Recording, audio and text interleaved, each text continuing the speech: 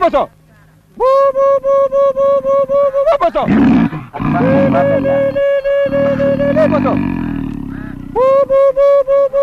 Poso.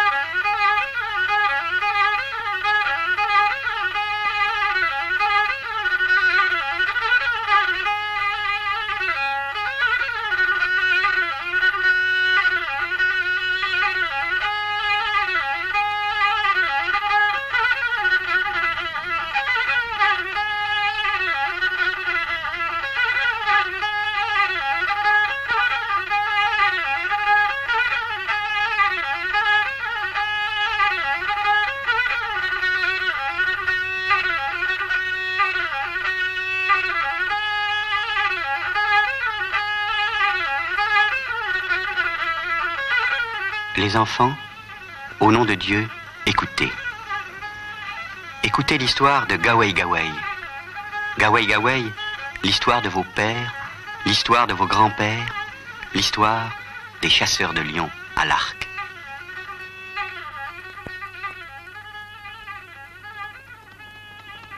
Le pays où se passe cette histoire s'appelle Ganji Kangamoru Gamoru, la brousse qui est plus loin que loin, le pays de nulle part. Pour aller dans ce pays, il faut traverser Issa-Béry, le grand fleuve, le Niger.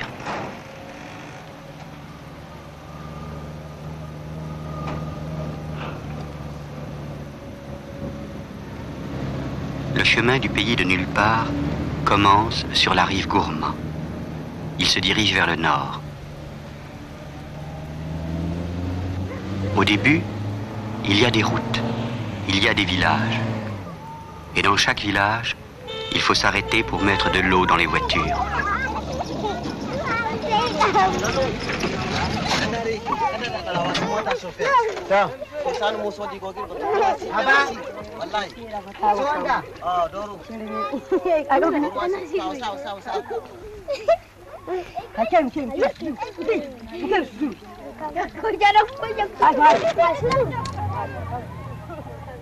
Et puis, après Bankilare, après Tégué, après Yatakala, il n'y a plus de village.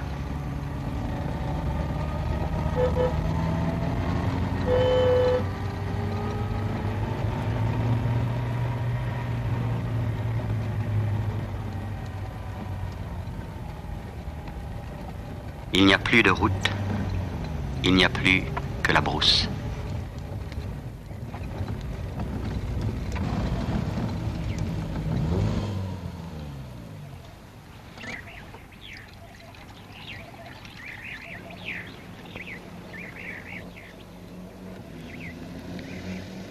Mais si l'on peut dépasser la dune d'Erksam, on entre dans Ganji Kangamoru Gamoru, la brousse qui est plus loin que loin, le pays de nulle part.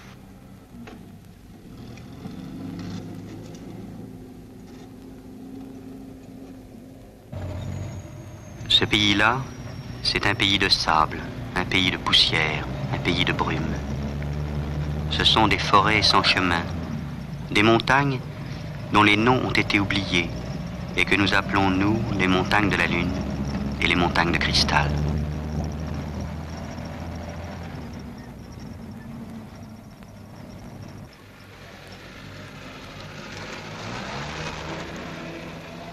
Ici, il n'y a plus rien. Pourtant, il y a longtemps, des hommes vivaient là.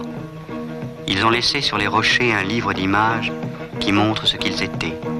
Un livre de chevalerie avec des cavaliers à 2 ou 3 cornes, tenant dans la main un bouclier, dans l'autre une lance ou un arc. Qui étaient ces hommes? Personne ne le sait plus. Ce sont les hommes d'avant. Les hommes d'avant ont laissé aussi sur les rochers ces cercles autour d'une croix, qui sont peut-être des signes magiques, des Genji Hau, les attachés à la brousse. mais qui sont peut-être aussi des roues de chars, des premiers chars qui ont traversé le Sahara pour venir jusqu'ici. Ou peut-être des pièges avec lesquels les hommes d'avant attrapaient les animaux sauvages, les crocodiles, les mouflons, les girafes, les buffles, les grandes antilopes.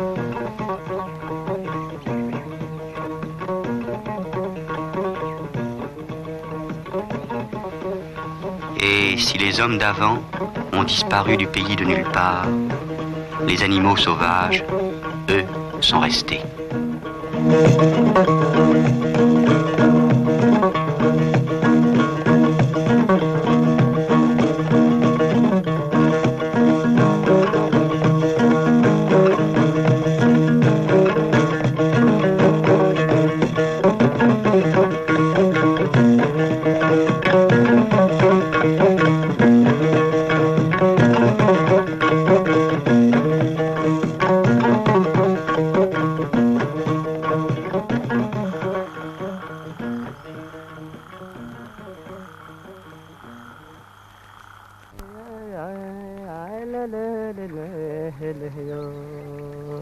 Cependant, quelques hommes parviennent à vivre autour des points d'eau du pays de nulle part. Ce sont des hommes du vent et de l'espace, des grands nomades, comme les Bellas, qui nomadisent depuis le centre du Sahara jusqu'aux confins de la vie sédentaire.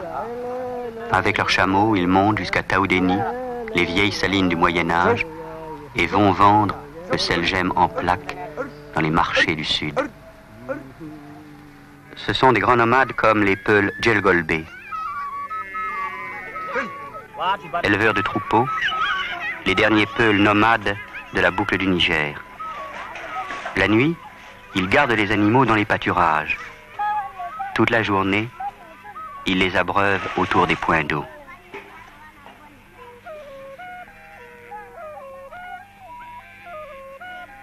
Mais à côté des troupeaux des Bellas et des Peuls, il y a Moussoubéri, le lion. Le lion vit en contact avec les éleveurs. C'est l'ami des bergers Peuls. De temps en temps, il attaque une vache. C'est une vache malade. Ainsi, il sauvegarde la santé du troupeau. Et tous les soirs, dans les campements précaires des bergers Peuls ou Bellas, on ramène les animaux que l'on abrite derrière des barrières d'épineux.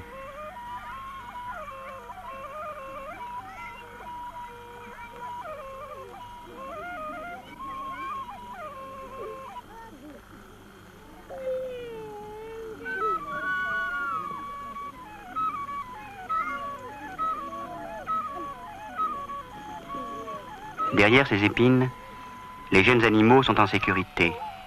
Quand ils seront grands, ils passeront la nuit dans les pâturages de brousse, profitant de la fraîcheur, mais risquant l'attaque d'un lion. Et les bergers qui ne sont pas en brousse, en entendant rugir les lions, les reconnaissent. Ils les appellent par leur nom. Ils savent qui ils sont. Ils savent s'ils sont mariés. Ils savent s'ils ont mangé. Ils savent s'ils viennent du nord ou du sud. Ils savent aussi comment on se défend contre eux, en les chassant à coups de pierre ou à coups de bâton. Car jamais un lion attaqué à coups de pierre ou de bâton n'attaque un homme à son tour.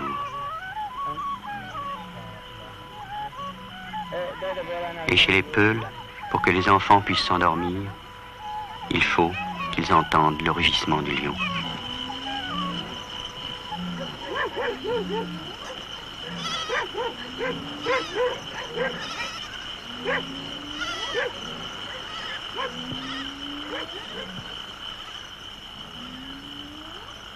Mais quelquefois, le lion exagère. Il rompt le pacte avec les bergers. Il attaque des vaches qui ne sont pas malades. Il tue pour le plaisir de tuer. Alors, les Peuls vont chercher les derniers grands chasseurs de lions à l'arc, les Gaou. Les Gaou vivent sur les bords du Gorwol. Ce sont des sédentaires à l'extrême limite de la vie nomade. Ils sont cultivateurs de mil. Et parfois, dans les villages de culture, comme dans celui de Bédari, les Gaou se sont rassemblés parce qu'ils ont dû tuer un lion au moment de la saison du mil. Au milieu du campement, une peau de lion sèche, avec dans son nez le baza, la corde des animaux captifs. À côté, il y a son crâne. Et voilà ses grands chasseurs. Tahirou, Isiaka, Bédari Melaki, Wangari Moussa, Isiaka Moussa, qui est aussi violoniste. Ils ont tué chacun 50 ou 100 lions, avec un arc et une flèche. Et chaque fois, la vieille Awa Adamou chante les louanges de ses chasseurs, chante les louanges de ceux qui savent attaquer le lion main à main, ceux qui peuvent amener un lion vivant au village en le tirant par la queue.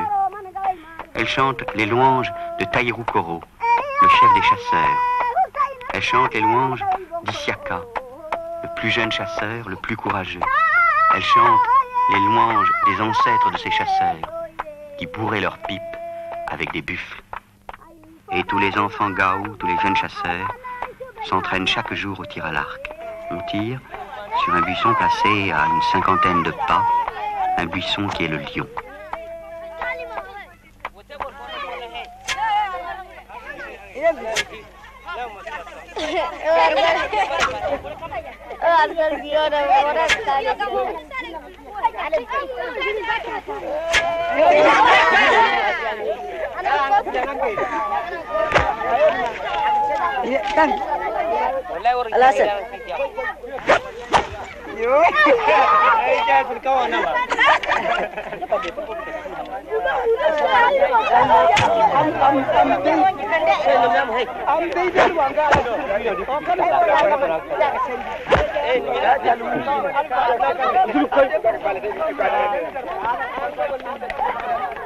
Et c'est comme cela que dans le pays de nulle part, les lions, les bellas, les bergers peuls et les chasseurs vivent tout le long de l'année.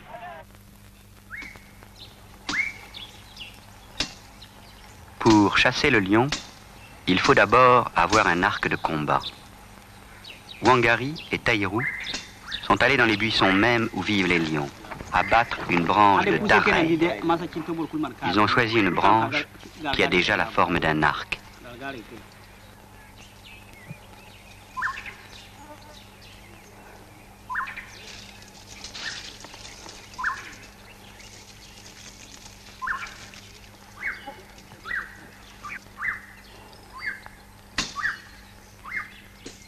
Et Wangari présente l'arc à la brousse. Il dit « Bête de brousse, regardez. Voilà mon nouvel arc, voilà votre nouvel ennemi. »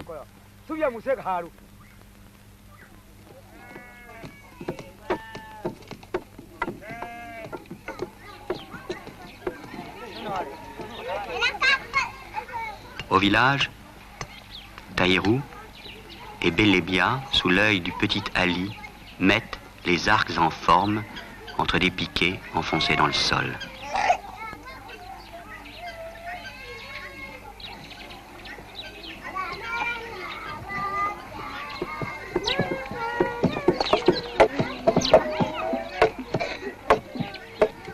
Il faut maintenant aller chez le forgeron pour lui demander de fabriquer une flèche.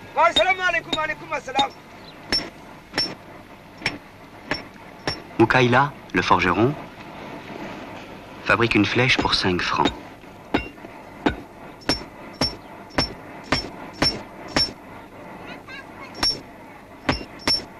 Un petit morceau de fer est taillé à la longueur. Chauffé au feu, il est entortillé en spirale afin que le poison reste dans les spirales du fer.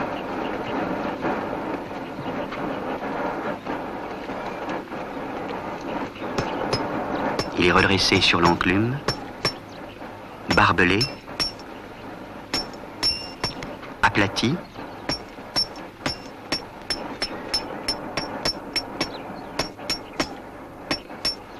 refroidi dans le sable, aiguisé.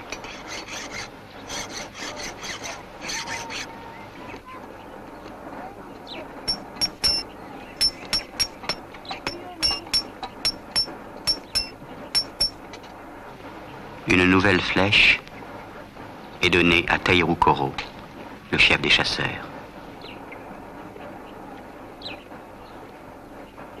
Le bois de la flèche est fait de roseaux de brousse.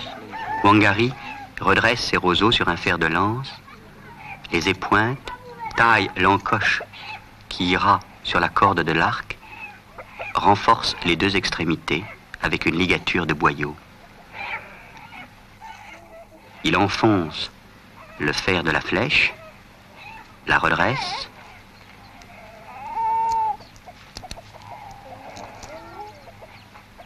renforce les ligatures,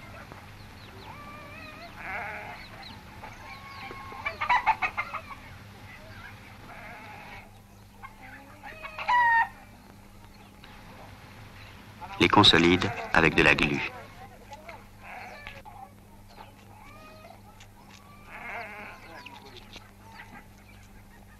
La flèche n'est pas emplumée, et si elle est toute droite, elle ira droit au but.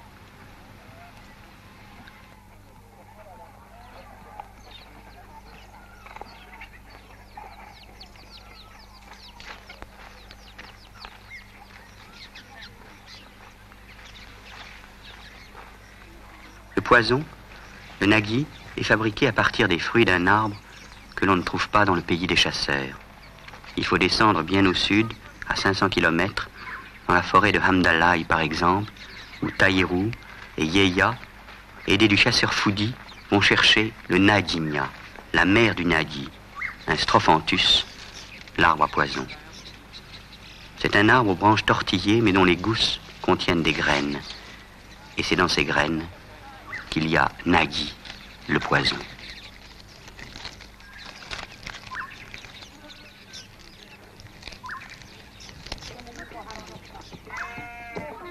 Un samedi matin de bonne heure, les chasseurs se préparent à fabriquer le poison. C'est une opération très grave, qui a lieu tous les 4 ans et à laquelle les femmes ne sont pas admises. On part en brousse, car c'est en brousse que se fabriquent les choses méchantes. Et les chasseurs s'arrêtent sous un arbre tocaille, à l'ombre duquel les générations de chasseurs ont toujours préparé le nagui, le poison de flèche. Taïrou et son assistant Sidiki se déshabillent. Ils revêtent le benta, le caleçon qui en principe devrait être en cuir, qui était le seul vêtement des chasseurs et des hommes d'avant. Taïrou et Sidiki se sont rasés la tête pour se purifier.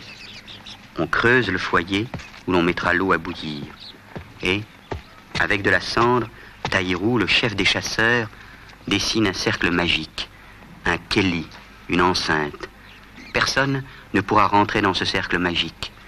Personne. Personne, et surtout le mal, ne pourra pas y entrer. Il n'y a que Sidiki et lui qui, à l'intérieur, pourront fabriquer les choses graves et méchantes, le poison nagui.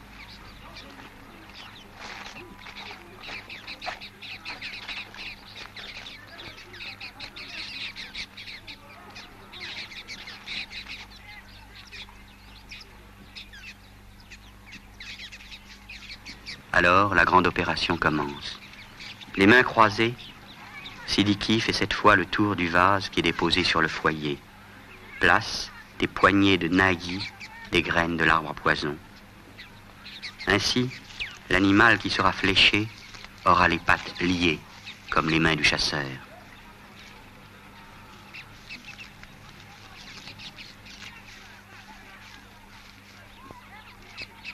Puis il prend le vase. Et toujours les mains croisées, il le tourne dans le sens des 4 points cardinaux autour des pierres qui servent de foyer. Puis il tombe sur le sol. Ainsi, l'animal qui recevra la flèche tombera sur le sol. Toujours les mains croisées, Taïrou prend une calebasse pleine d'eau et lui fait faire le tour du vase. Au nord, à l'est, à l'ouest et au sud. La calebasse tombe en trébuchant, ainsi l'animal qui recevra la flèche trébuchera, qu'il s'enfuit au nord, à l'est, à l'ouest ou au sud.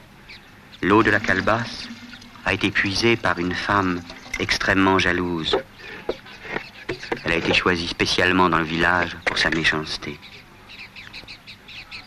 Quand le vase est plein, Taïrou tombe sur le sol une deuxième fois.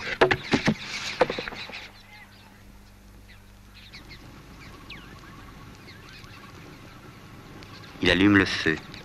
La paille qui sert à allumer le feu a été recueillie en brousse par une femme dont l'accouchement a été très difficile.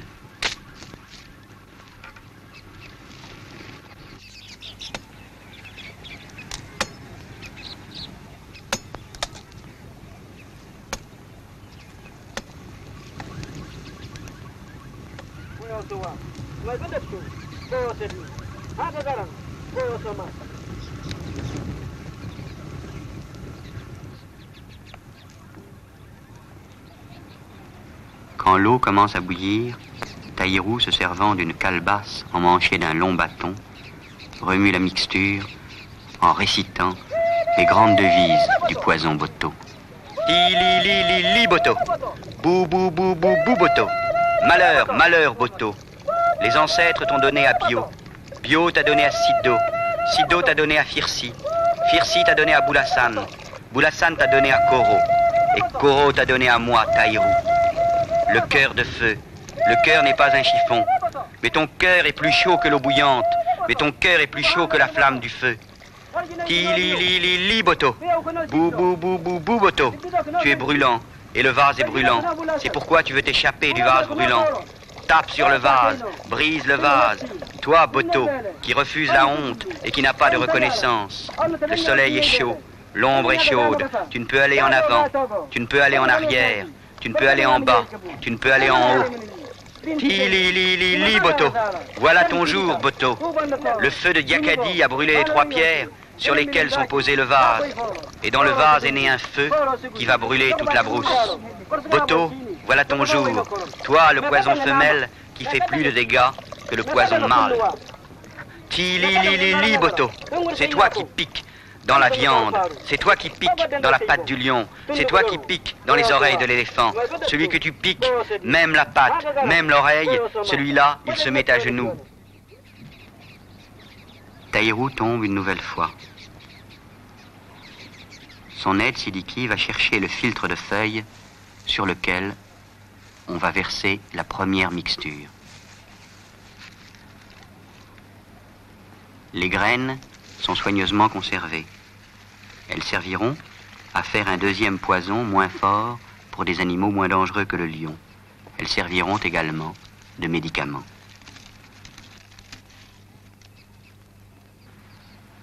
Dans la première mixture, on ajoute 7 graines de poivre, des morceaux de la racine d'un arbre qui barre un chemin et des morceaux d'herbe que l'on appelle herbe de la hyène.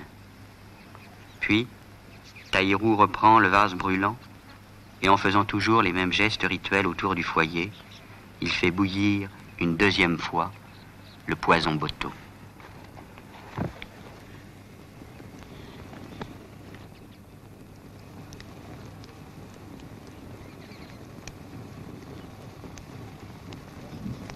Maintenant, le poison est prêt. Avec la gourde emmanchée d'un bâton, Taïrou distribue le poison dans des morceaux de vase cassés.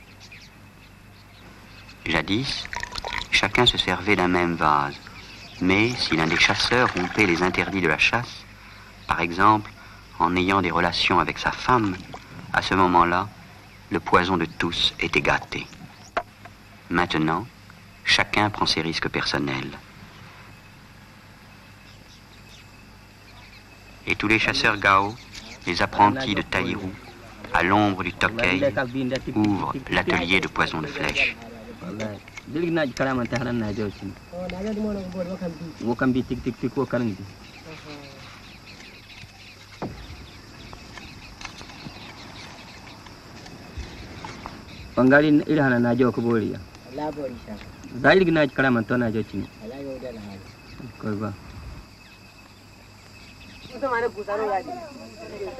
On s'interrompt à midi. Les femmes de Taïrou Koro, le chef des chasseurs, apportent la nourriture. Une bouillie de mil mélangée à des feuilles de gansi, d'oseille sauvage.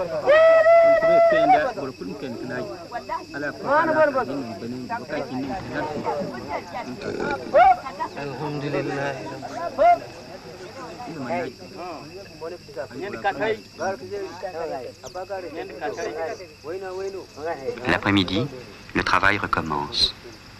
Les petits garçons maintenant sont venus voir. Ils peuvent regarder comment on met le poison sur les flèches. Wangari a toutes ses flèches. Il en tient une comptabilité très précise pour savoir combien il a mis de couches sur chacune. Le poison est bon, il est déjà tout noir.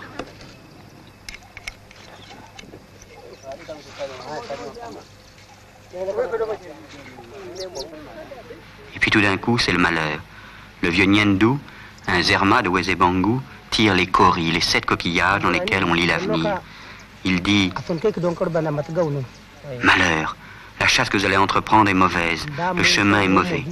Il y a parmi vous quelqu'un qui gâte la chasse. Vous allez avoir des accidents. Gawei, chasseur, au nom de Dieu, ne partez pas, la chasse est mauvaise. » Les chasseurs ont peur. Alors Isiaka, le plus jeune des chasseurs, prend son violon, le godier. Il joue l'air des chasseurs, Gawei Gawei. À côté de lui, Wangari, son frère aîné, chante également Gawei Gawei. Gawei Gawei, l'air des chasseurs, mais aussi l'air des guerriers sonrail. L'air de musique qui fait le courage, car le vrai courage c'est celui-là. C'est quand on a peur, vraiment peur, et qu'il faut surmonter la peur pour avoir du courage. Et cela, seuls les chasseurs savent le faire. Et le vieux Nyendu, le tireur de coris, le jeteur de maléfices, ne dit plus rien. Et il sait bien, lui, que les coris, que les coquillages ne mentent pas. Que les chasseurs ont peut-être du courage, mais que la route qui les attend est mauvaise.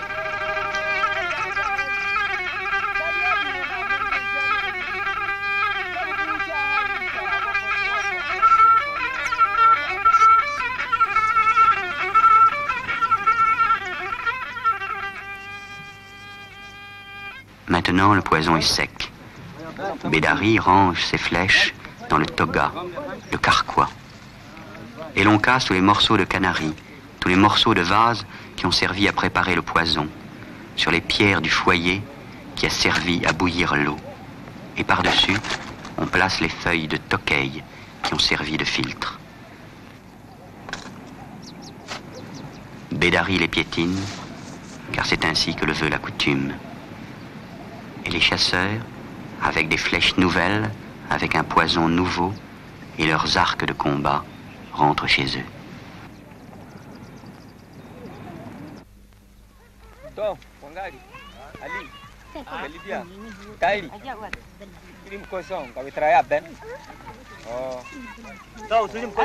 Un matin, on part pour la chasse. Les chasseurs de Yatakala, de Wezebangu se sont réunis. Ils vont, comme le veut la coutume, ouvrir la chasse à Wazel, dans un bas-fond où les troupeaux viennent boire. Il y a plusieurs types de chasse. La première chasse consiste à préparer une petite mare artificielle au pied d'un arbre. Un chasseur guette les lions qui viennent boire la nuit. Quand le lion vient boire, il lui décoche une flèche et c'est fini.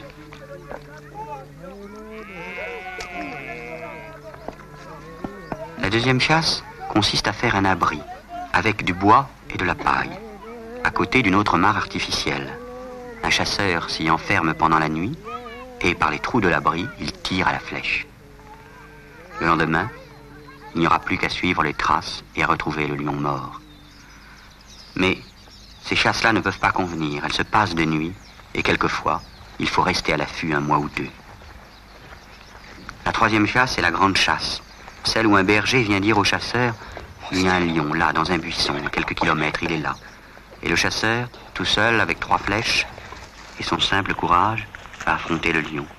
Pour affronter le lion tout seul comme cela, il faut avoir tous les charmes magiques. Il faut avoir tous les courages, car le lion avec une flèche meurt en quelques minutes, et vraiment la seule façon de l'éviter, c'est de se rendre invisible. Alors le lion vous recouvre de son bruit et de sa poussière. Taïrou voudrait que l'on fasse cette chasse-là, mais Yeya ne veut pas. 50 fois, il est allé seul voir le lion, frappant avec ses flèches l'une contre l'autre pour le réveiller, pour qu'il le regarde et le tirer. Puis ensuite, il est resté immobile pendant les minutes où le poison t'a vissé. Et Yeya dit non, c'est impossible, on ne peut pas faire cela. Le chasseur doit être tout seul, on ne peut pas y aller. Il faut faire la chasse avec les pièges.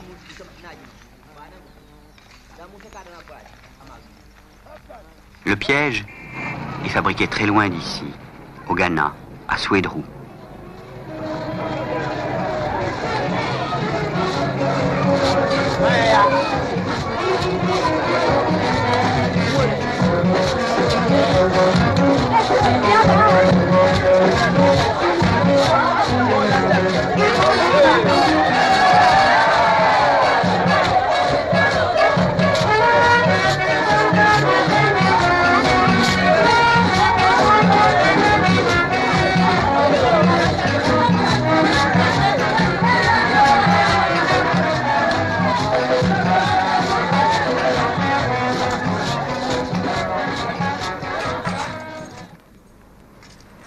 d'avance, les pièges sont accrochés à une chaîne, et la chaîne à un morceau de tronc d'arbre. C'est ce tronc d'arbre qui freinera le lion.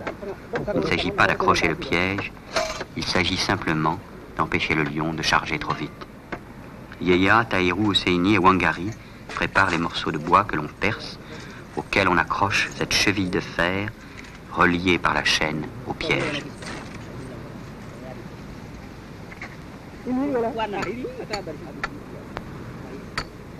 Puis, on ouvre le piège et l'on ferme le tchok. Le tchok, la goupille de sécurité.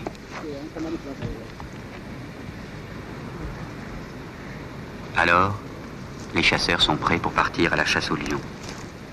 Dans les buissons, à quelques kilomètres au nord de Oisel, il y a des lions.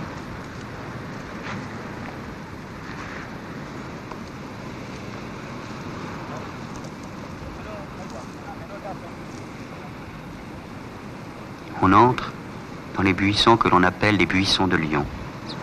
Mais on ne voit jamais de lions en plein jour. Ils sont là peut-être à 2 mètres, à 3 mètres derrière un arbre. Eux, ils nous voient, mais nous ne les voyons pas. Ils nous entendent, on ne les entend pas. Ils nous sentent, on ne les sent pas. Le lion est venu hier. Voici ses crottes, voici sa trace. Il y a une lionne et 2 petits. Voilà les animaux qu'ils ont apportés pour manger. Ici, dans ce buisson, ils ont uriné. Ils ne sont pas loin.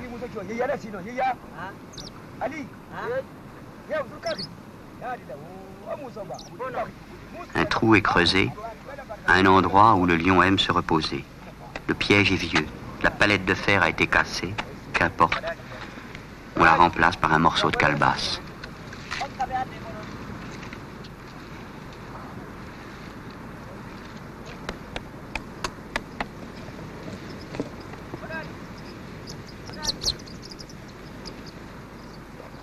Le piège est mis en place. On le recouvre de petits morceaux de bois, de quelques morceaux d'écorce et d'un peu de cendre.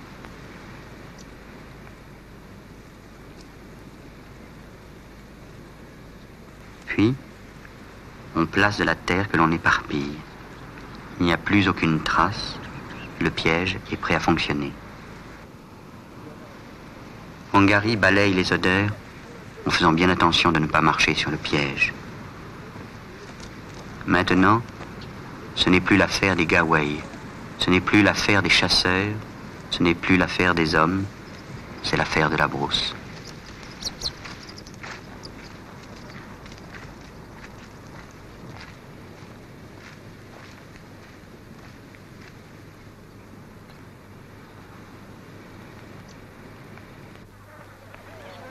Le lendemain matin, au soleil levant, les chasseurs se préparent.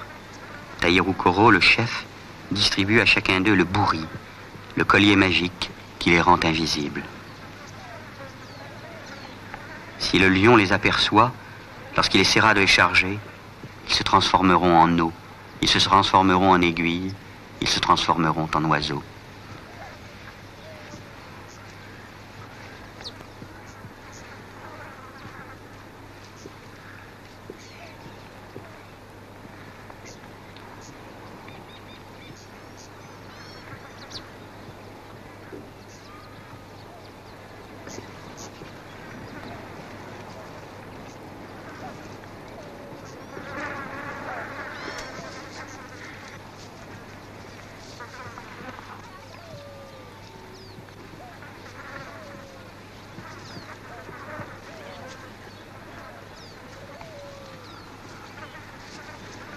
Alors, les chasseurs sortent 2 ou 3 flèches, tendent les cordes des arcs, avancent doucement.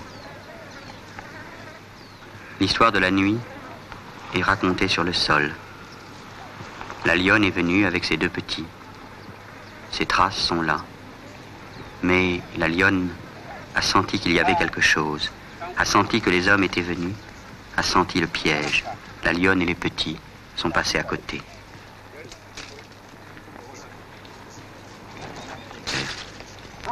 Le premier piège n'a pas fonctionné.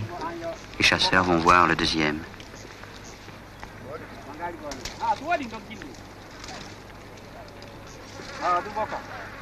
Le deuxième piège n'a pas fonctionné non plus.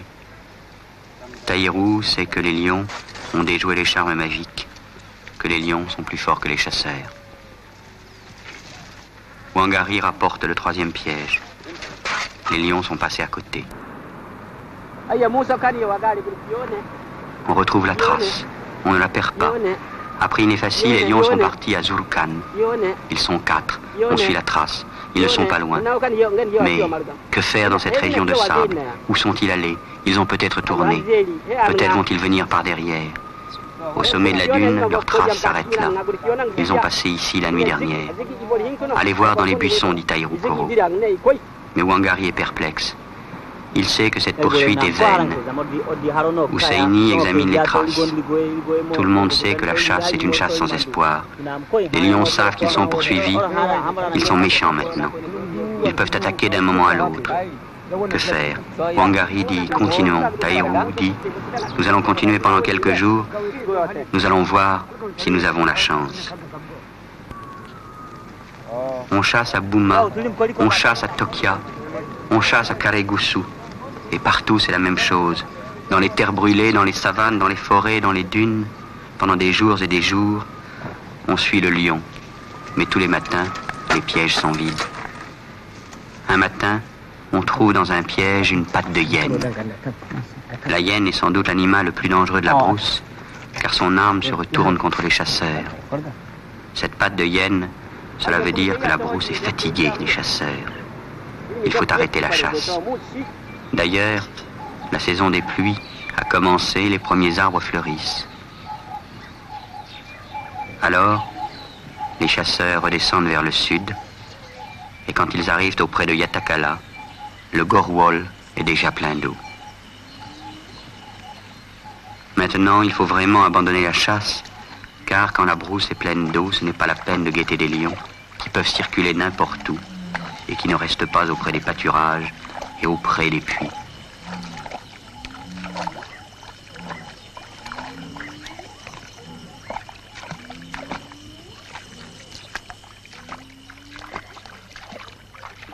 Mais Taïrou Koro, Isiaka et Yaya décident de savoir ce qui s'est passé. Ils vont consulter un homme qui sait lire dans la terre, un devin gourmanche de Dumba, le vieux Tina. Et Tina, dans le sol, jette les étoiles. Les étoiles qu'il compte par paire et impair, par série de 4, faisant ainsi monter les 4 lunes. Dans le sable apparaît Tadiga, le chemin, Algiama, la réunion, Diekala, la jeune fille qui signifie aussi la mort. Maintenant, Tina fait le guilébi, le renversé. Il place les figures dans les maisons.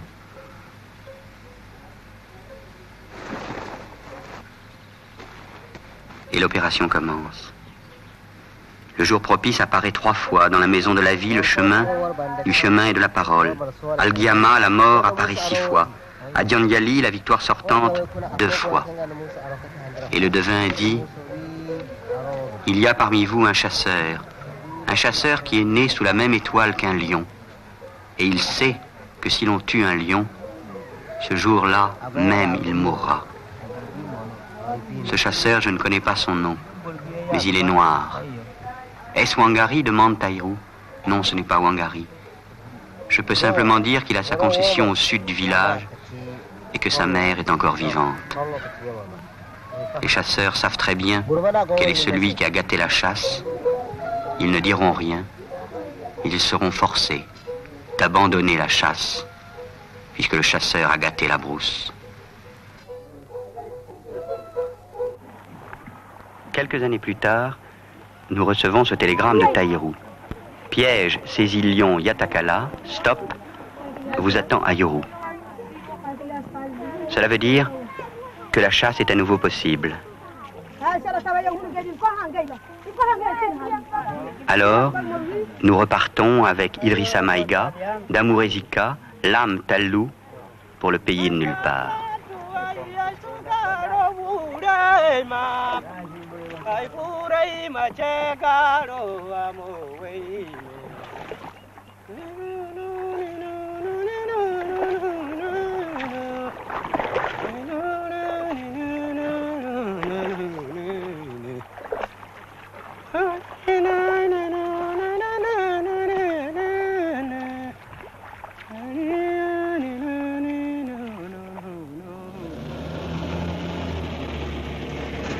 Et bientôt, devant notre Land Rover, apparaissent les montagnes de la Lune et les montagnes de cristal. À Yatakala, nous avons l'explication du télégramme. Au cimetière du Sud, il y a une nouvelle tombe, celle du chasseur qui gâtait la chasse, du chasseur qui avait fatigué la brousse. Il est mort, et maintenant la chasse peut reprendre. Mais, cette fois-ci, les chasseurs ont décidé d'avoir la bonne chance avec eux. Le soir, sur son violon godier, Isiaka appelle les génies de la brousse.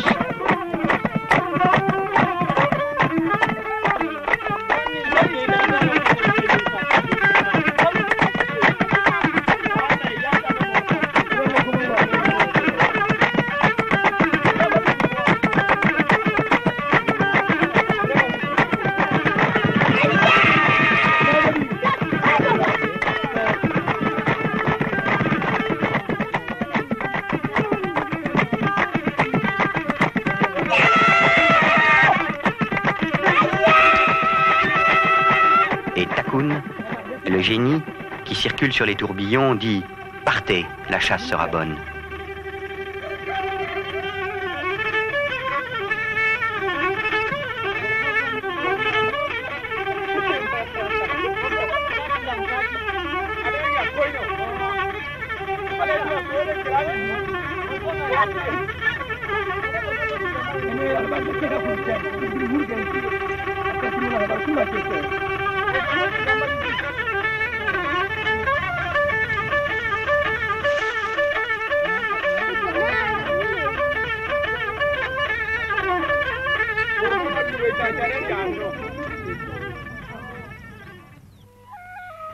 Cette année, la mare de Fitili est pleine.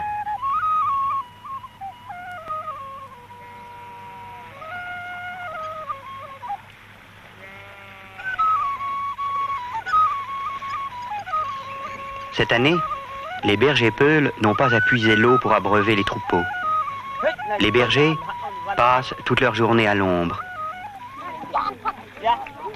Les bergers apportent l'eau et le lait traditionnel à Wangari et aux chasseurs. Les chasseurs sont là, assis à côté des peuls. Ils ne parlent pas.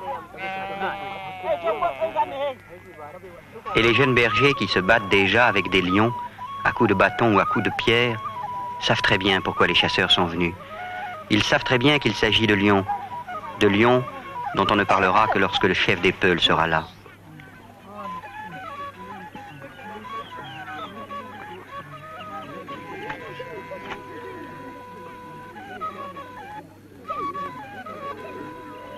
Et le chef dit simplement, oui, il y a des lions. Et le vieil Ali dit, il y a beaucoup de lions autour de Fitili. Chasseurs, vous n'aurez qu'à faire quelques pas et vous pourrez les attraper par la queue.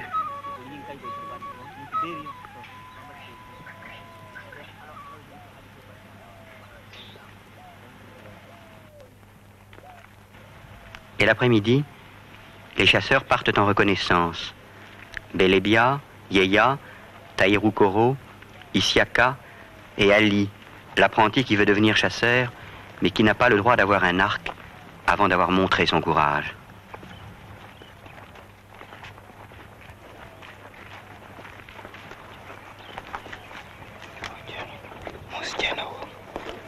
Voici la trace. La trace d'un lion que les chasseurs connaissent bien. C'est un lion plus fort et plus malin que les autres, un lion que les chasseurs appellent l'Américain. L'Américain a bondi. Ici, une tache de sang. Et là, sur le sol, un charme magique, un tira, que l'on accroche au cou des chameaux pour leur éviter les accidents de brousse. Le cadavre du chameau est à côté sous les épineux. Le tira n'a pas agi, le lion l'a attaqué. C'est un lion tueur qui ne mange pas les bêtes qu'il tue. Alors, le plus doucement possible, les chasseurs placent les pièges.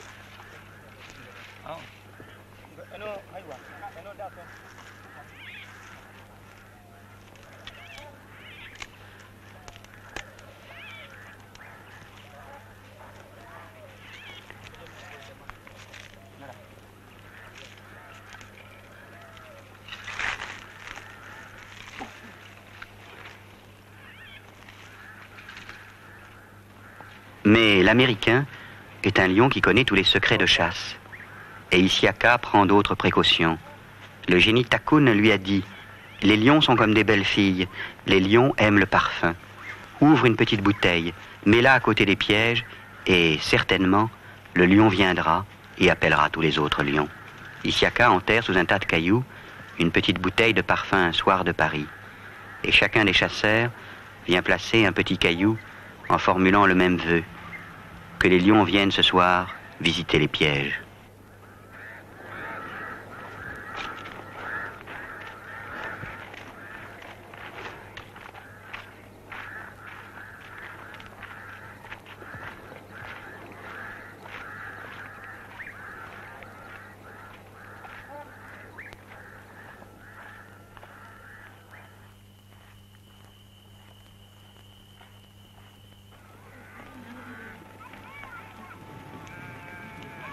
Au campement, Yeya prépare la tête d'une vache tuée par les lions.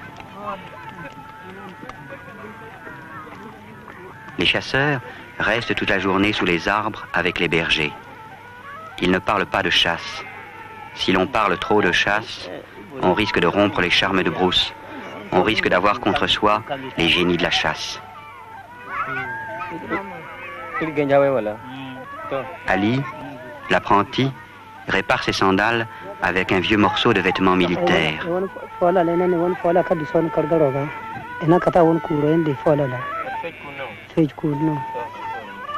À côté, Belébia prépare un gouri, un collier magique pour être invisible aux lions.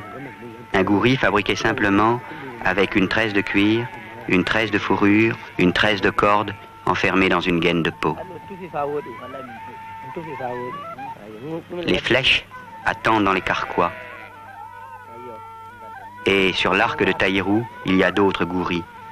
4 petits sachets qui contiennent tous les grands secrets de la chasse.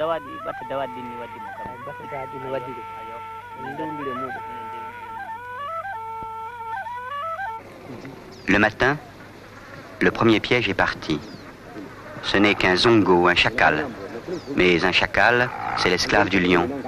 Un chacal, c'est Genjiham. C'est la première viande de Bruce.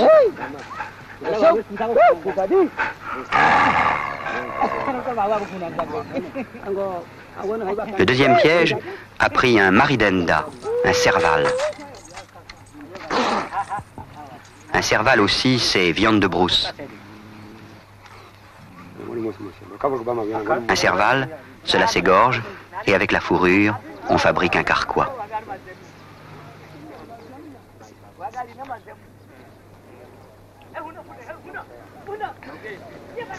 Le troisième piège a attrapé un zibda, une civette. Et c'est sur la civette que les chasseurs essayent le poison vieux de 3 ans, le poison Boto.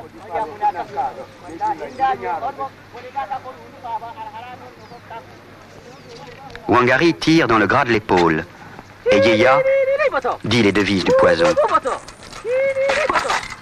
Voilà ton jour, Boto. Les ancêtres t'ont donné à Taïrou. Taïrou t'a pris avec méchanceté. Celui que tu piques, ses yeux sont ouverts, mais il ne voit pas. On dit, voilà la trace. On dit, voilà la mort. J'ai suivi la trace de sang. J'ai suivi la trace de mort. Fais du mal, poison Boto.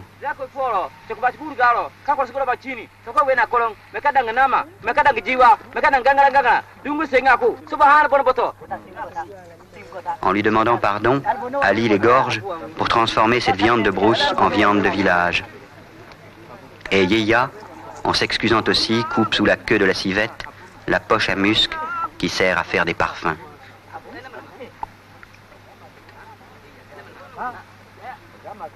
Et maintenant, dans la brousse de Fitili, il y a la trace de sang qui conduit à la trace de mort. Mais les lions ont attaqué les troupeaux. La vache préférée de Diogona, un berger peul de Fitili, a été blessée hier soir. Le lion a commencé à l'égorger, mais le berger a chassé le lion à coups de bâton.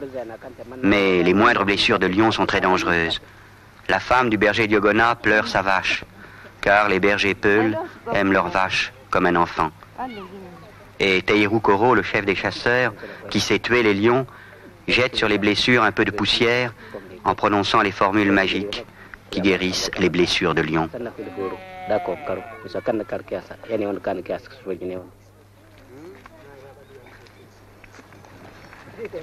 Maintenant, les pièges sont placés tous les soirs et visités tous les matins.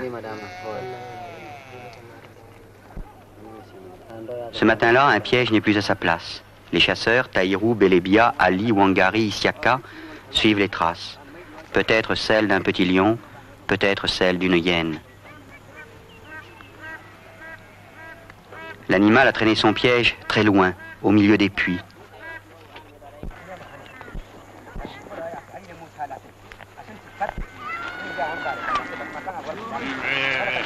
Il est là.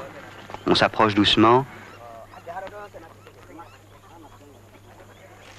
C'est une hyène qui essaye d'atteindre l'eau. L'hyène est l'animal le plus terrible de la brousse. Il se nourrit de cadavres. C'est un animal tcharkao, un sorcier qui mange les âmes. Yeya tire.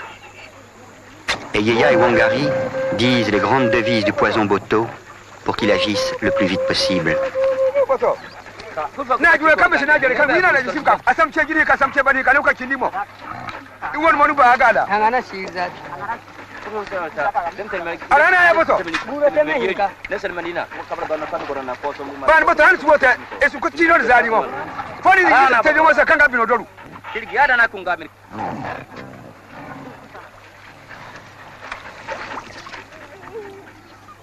Alors, Isiaka tire une deuxième flèche.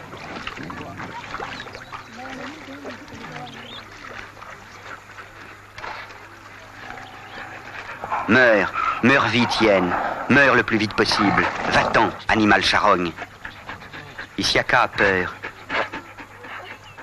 Et tous les chasseurs ont peur de l'âme méchante de cette hyène qui peut les rendre fous.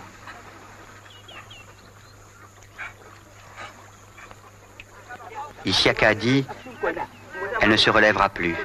Taïrou s'approche du cadavre que l'on tire hors de l'eau. Taïrou demande pardon à cette hyène, puis il tape 3 fois sur sa tête avec son arc pour que l'âme dangereuse s'en aille.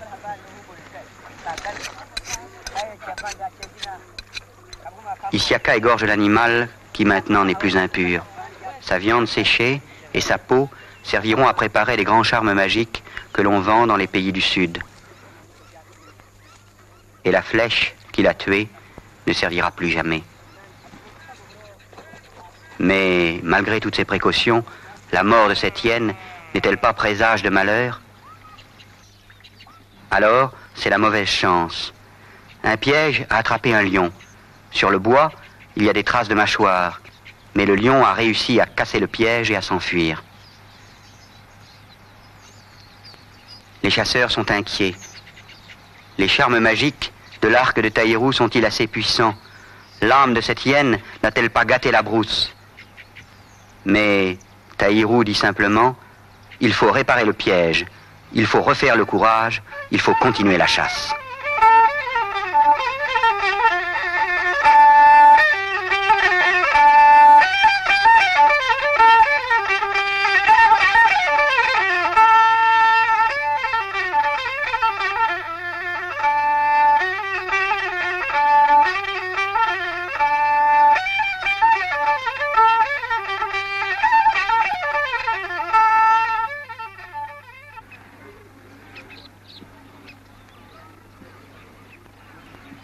Maintenant, c'est la guerre de brousse.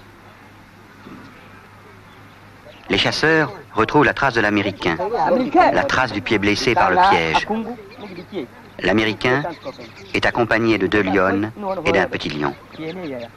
Cette nuit, les lions sont venus à Tokia-Bolia, près d'un campement de Touaregs. Ils ont attaqué un bourricot et, comme par défi, ils ne l'ont pas entièrement dévoré.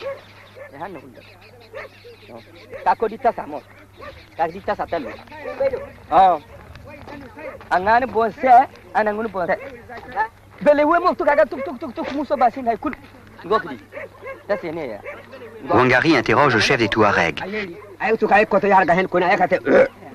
Oui, les lions sont restés là toute la nuit, à tourner autour du camp en rugissant. Le grand Ali dit « Ils vont revenir ce soir ». Isiaka dit « Mettons des pièges tout autour du cadavre du bourricot ». Wangari répond « L'Américain est malin, il est fort, mais au nom de Dieu, nous sommes aussi malins et aussi forts que lui ». Oui, dit simplement Taïrou, le chef des chasseurs, et l'on recouvre le cadavre du bourricot d'épines, mais tout autour, il y a des pièges. Au matin, l'emplacement d'un piège est vide.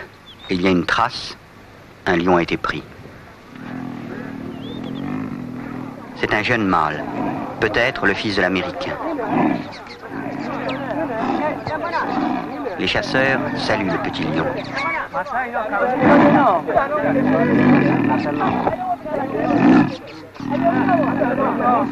Et Taïrou, le chef, calme le petit lion, car il n'est pas bon de tuer un lion en colère.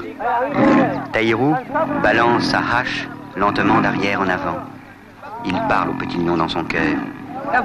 Et Yeya et Wangari disent et chantent les devises des chasseurs et les louanges du petit lion. Alors le petit lion se calme. Isiaka, le plus jeune des chasseurs, est désigné pour le tuer. Il sait que le chasseur qui tue un petit lion risque de perdre un fils dans l'année. Mais la chasse est une chose grave et méchante dont on connaît les risques.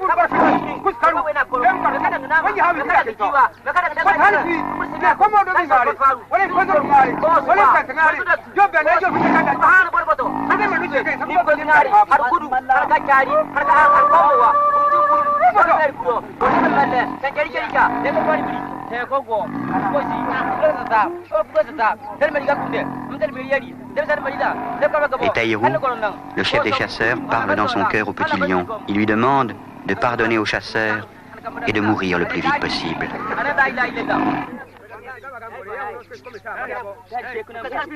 Et par 3 coups de son coupe-coupe, Taïrou libère l'âme du petit lion.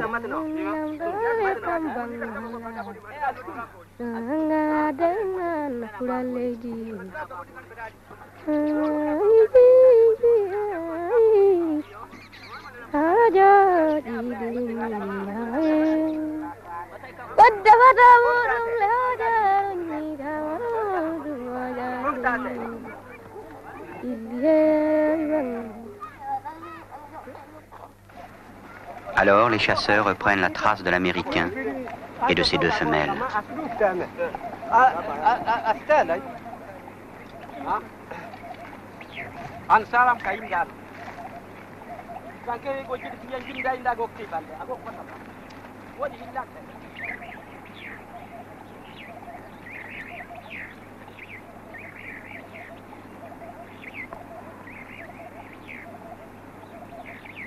Un matin, à Kareigoussou, un drapeau qui flotte au vent indique qu'un lion est pris, tout près du camp des Bellas.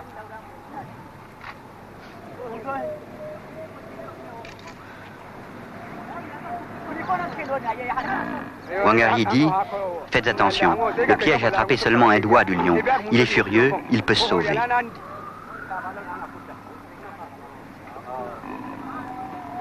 Isiaka choisit ses 3 meilleures flèches.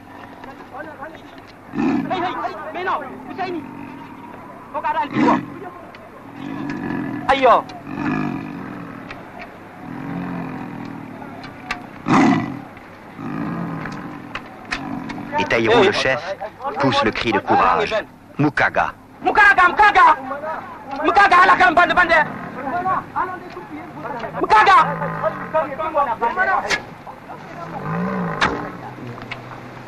Le lion est touché par une flèche de Wangari.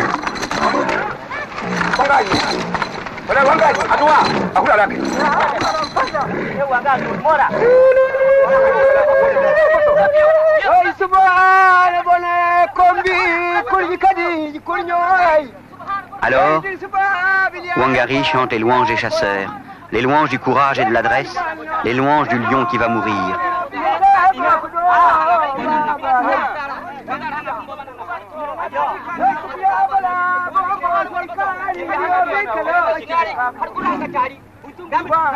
Et Yeya crie les grandes devises du poison Boto. Malheur, malheur, malheur Boto. Voilà des jours difficiles, poison Boto.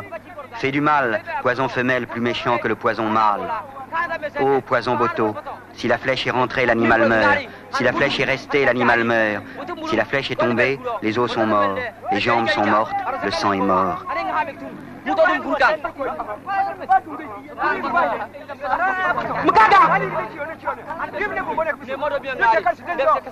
Voilà ton jour, Boto. Le soleil est chaud, l'ombre est chaude. Tu ne peux pas aller en avant, tu ne peux pas aller en arrière. Ton cœur est du feu, ton ventre est du feu, ton sang est du feu. Que ton ventre fume, que ton sang se mette à bouillir. Malheur, malheur, malheur, Boto. Celui qui te laisse meurt de faim, celui qui te prend vomit sa mort.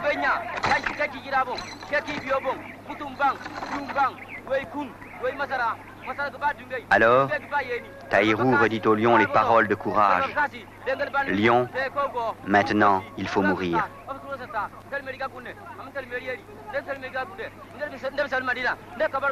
Isiaka tire en arrière le cadavre de l'animal. C'est une lionne adulte.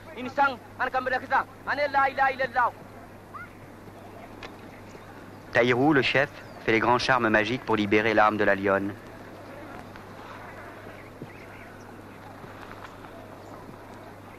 Il lui met des poudres d'écorce dans le nez, la bouche, l'anus. Puis il caresse la lionne et lui demande pardon. Sans cela, l'âme de la lionne risque de rendre fou l'un des chasseurs. Les 3 flèches qui ont tué la lionne sont retirées par les chasseurs. Ce sont leurs plus grands trophées.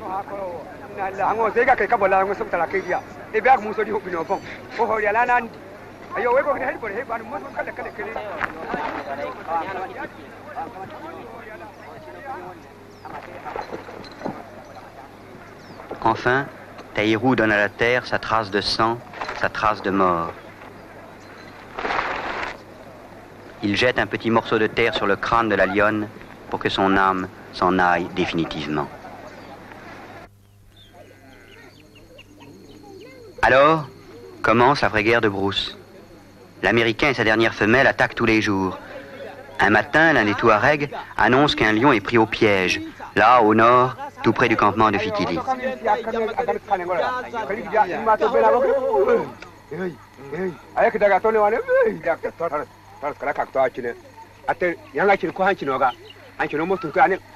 Malgré les conseils des chasseurs, malgré les ordres de Taïrou, les bergers peuls veulent voir la mort d'un lion, eux qui n'ont pas le droit de tuer le lion.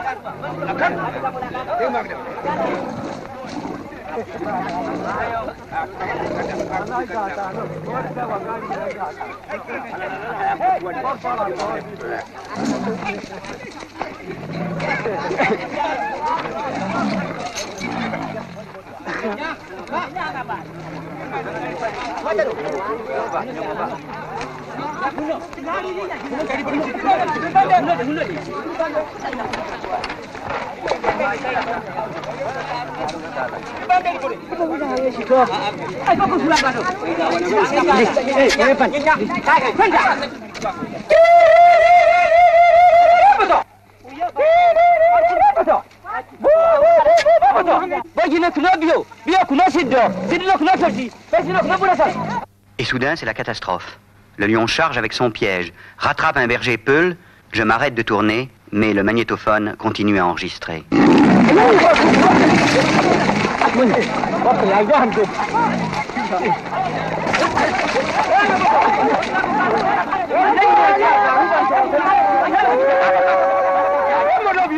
Alors, c'est le miracle. Au moment où les autres bergers attaquent à coups de lance, le lion meurt. On dégage le berger blessé. C'est Diogona, celui dont la vache favorite avait été attaquée quelques jours plus tôt. Et sur le sol, il y a le sang du peul et le sang de la lionne. Alors, les chasseurs insultent les bergers. Et les bergers insultent la lionne.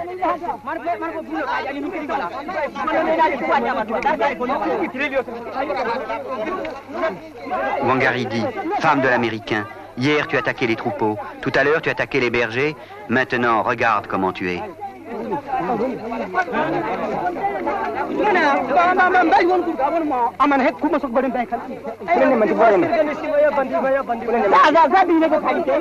Et Bélédia dit les louanges du poison Boto, qui tue plus vite que la charge d'un lion.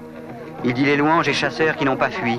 Il dit les louanges de la lionne de Fitili, qui a eu le courage, avec un piège à la patte, d'attaquer les bergers.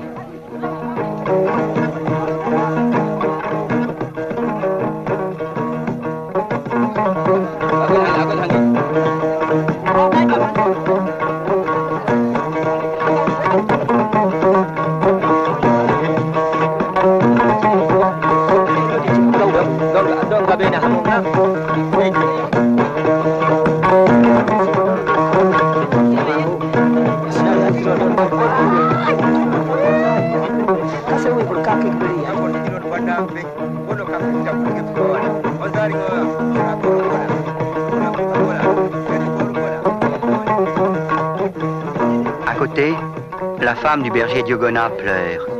L'autre jour, elle pleurait sa vache favorite. Aujourd'hui, elle pleure son mari. Et la fille du berger pleure aussi. Elle pleure son père.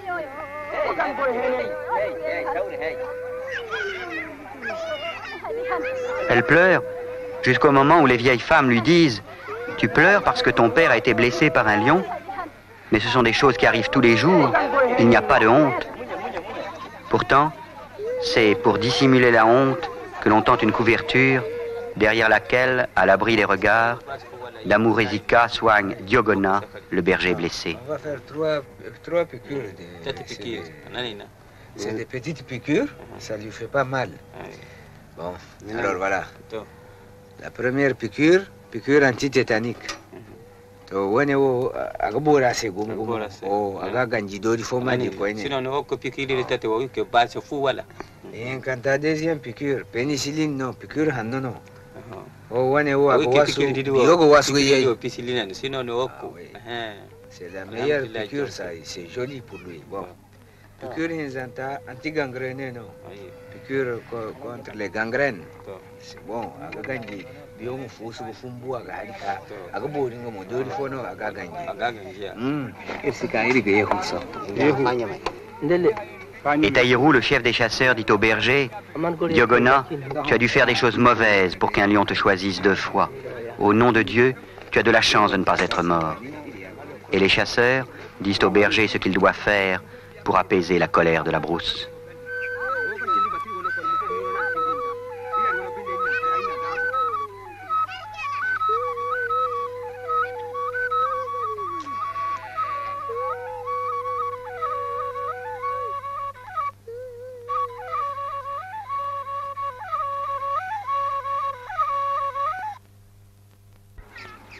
Alors, la chasse s'arrête, puisqu'il y a eu un accident d'homme. Et les chasseurs rentrent au village de Yatakala. Le cadavre de la lionne de Fitili a été placé dans la Land Rover, et tout le long de la route, Wangari chante. Je chante pour les vrais chasseurs, et non pas pour les chasseurs d'animaux morts. Notre chef s'appelle Taïrou, le mari de Kombi, le père d'Iliassou. Je te dis bonjour, je te salue, brave des braves, le chasseur du matin, le chasseur du soir, le chasseur de tous les temps. Oh les chasseurs, lequel va mourir, lequel va vivre jusqu'à demain?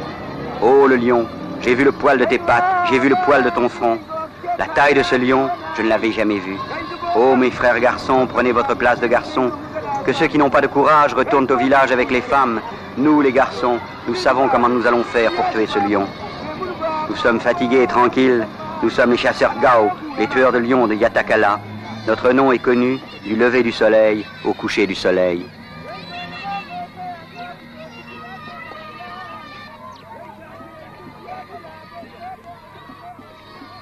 Et tout le village se précipite vers Boseido, à l'ombre du tamarinier, où traditionnellement les chasseurs font le rituel du lion. Quand tout le monde est là, Wangari dit « Regardez, voilà notre chef, voilà Taïrou Koro, Taïrou qui a eu la chance sur lui, Taïrou qui a su préparer les poisons. Et voilà Isiaka, Isiaka le meilleur des tireurs. » Et les femmes disent « Nous avons des maris qui sont comme les guerriers d'avant, des maris qui ont plus de courage que des lions. » Yeya place autour de la tête de la lionne des entraves d'écorce qui montrent que l'animal de brousse est devenu un animal de village. Yeya sort sa langue et Taïrou, une fois de plus, met dans les orifices la poudre qui permet à l'âme de sortir. Puis, la lionne est égorgée pour que sa viande soit comestible.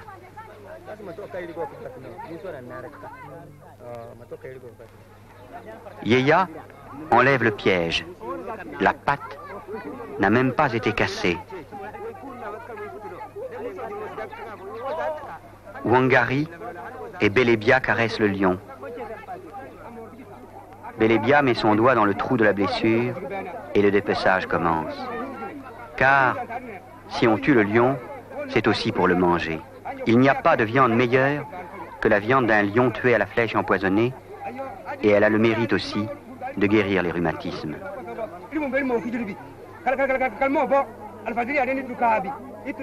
Et Wangari raconte aux femmes l'histoire de la chasse de la lionne. Cette lionne est maigre, cela fait 10 jours qu'elle n'a pas mangé. C'est une demoiselle, c'est une bordelle, elle n'a pas de mari. C'est une mauvaise femme qui cherche les garçons. Quand une femme ne reste pas tranquille, elle tombe dans des coups pareils. Et voilà qu'on a l'explication du miracle du berger. En ouvrant la poitrine de la lionne en plein cœur, on découvre la flèche d'Isiaka. Et comme le veut la coutume, cette flèche est donnée au chef des chasseurs, à Taïrou Koro.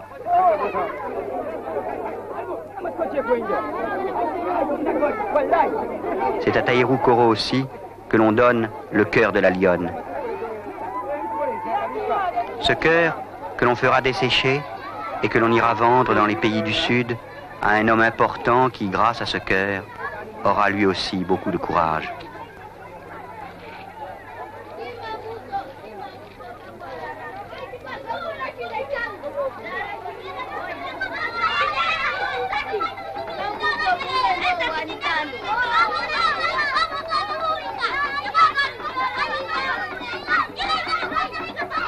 Et aujourd'hui, à Yatakala, les tambours des griots jouent les louanges des chasseurs de lions, de ceux qui ont ramené la viande au village, de ceux qui ont chassé la honte vers la brousse.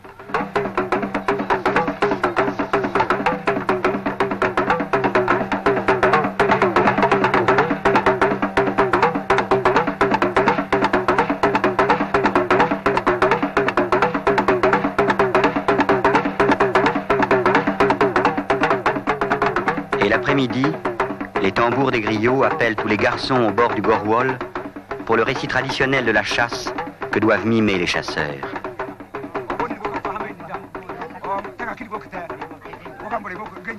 Wangari raconte comment les chasseurs se sont approchés du petit lion, comment ils ont tué le petit lion.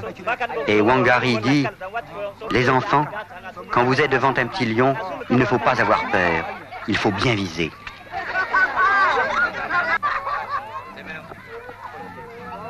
Maintenant, les rôles changent. C'est Wangari qui imite la lionne de Fitili. Wangari avance en rugissant. Sidiki fait le chasseur qui s'approche derrière un enfant qui représente un buisson. Il s'avance doucement, il tire la lionne de Fitili. Toute la journée est la journée des chasseurs. Et le soir, comme le veut la coutume, avant de rentrer dans leur village, les chasseurs se retrouvent autour de la peau de la lionne. Isiaka, le meilleur tireur, a repris son violon gaudier et joue Gaway Gaway, l'air des chasseurs. Et Wangari, pour tout le village, raconte l'histoire de la chasse.